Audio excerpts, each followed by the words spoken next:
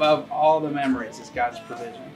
From each Sunday, new people showing up, strangers who became friends, to the provision for that service. But I always remember the day that God provided this building, 543 Howard. What we thought to be impossible became possible. Wow. 10 years seems like a lifetime ago. Our kids are growing up. They're at college, in the workforce, and here we are. And the word that stands out is grateful. I'm so grateful that God works in his mysterious ways, moves the pieces and the parts together. And here we are 10 years later, Epic Church. I'm grateful that Kelly and I stuck it out. We didn't leave San Francisco.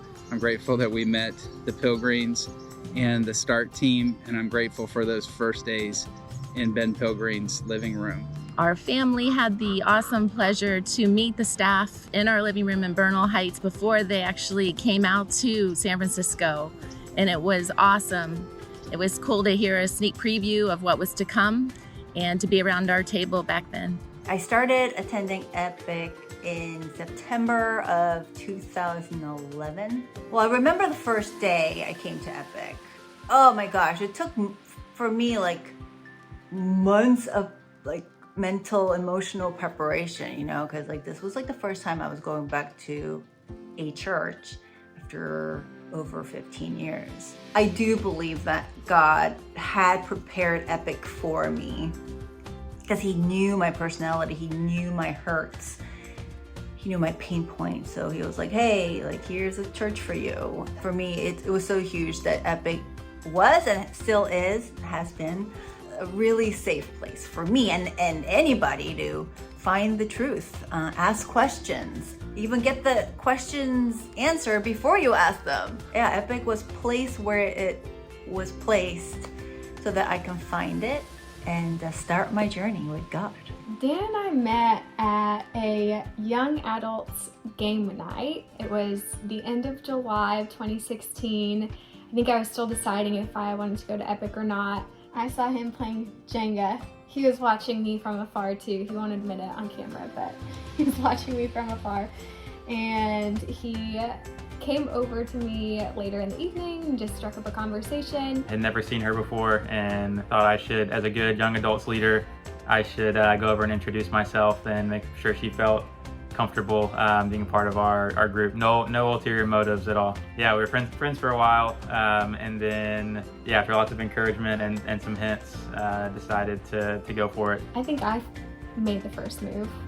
Dan says I beat him to the punch.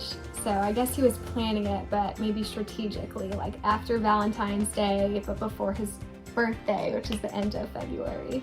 There was a lot of community effort involved in that ask happening from Dan. As I look back on the past 10 years, I'm reminded that God moves in mysterious ways. None of us can control the story. We're really parts of the story, pieces to a broader puzzle. And so as I look back, I'm so thankful that we've oriented our life in Christ and that we've allowed ourselves to be a small part of this much greater story. The community of faith at Epic helped activate our calling here in San Francisco as we love this city as a family. And we're doing it together, and it's beautiful, and everything's better together. January of 2020, decided to make the big ask and pop the question, and had one plan in mind. It was on a Sunday. I was back visiting here in San Francisco. We came to Epic that morning to worship, and in that morning I decided I'm just going to do it here. It was very unlike me. Usually I like to be calculated and thorough, but it was a pretty spontaneous decision to just go ahead and propose there at Epic after the service in the exact same place in the Connection Center in the lobby area where we first met. I would say it was a very Dan-like proposal, but it was kind of neat that it was back at the place where we first met.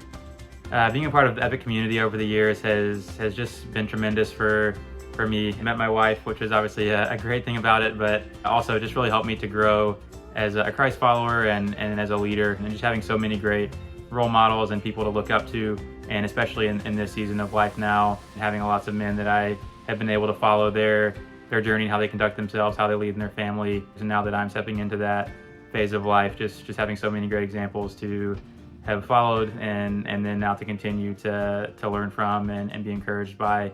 I think one thing I've found very unique to Epic is the community there, and how everyone there is so willing to support one another and take the time from their lives, their schedules, everything they have going on, to really invest in the relationships with individuals. And I've really appreciated that. I've had mentors who've helped me and supported me as a single person, into dating, and to engagement, and even now in marriage. And so there's a huge community support, I feel, that have really poured into me as an individual, but us too as a couple during our time there. I know God works through his people to show his grace and love, care.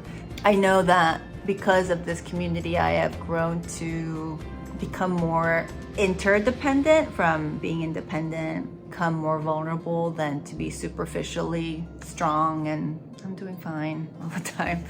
This community is my family.